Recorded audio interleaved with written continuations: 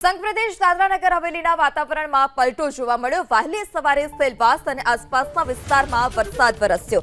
વરસાદને કારણે સામરવાણીના માર્ગો પર વરસાદી પાણી વહેતા થયા હતા। હવામાન વિભાગે સંઘ પ્રદેશમાં વરસાદની આગાહી કરી છે।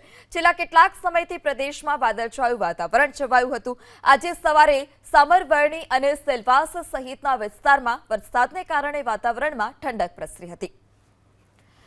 તો દાદરાનગર હવેલીમાં વહેલી સવારથી જ વરસાદ હવામાન વિભાગે વરસાદને લઈ આગાહી કરી હતી। આ આગાહીને પગલે દક્ષિણ ગુજરાતના વાતાવરણમાં પણ પલટો જોવા મળ્યો હતો। આ સાથે જ સેલવાસ અને આસપાસના વિસ્તારમાં પણ વરસાદ, દાદરાનગર હવેલીમાં પણ વરસાદ જોવા મળ્યો। સામરવાણીમાં પણ વરસાદને લઈ વરસાદી પાણી વહેતા થયા હતા।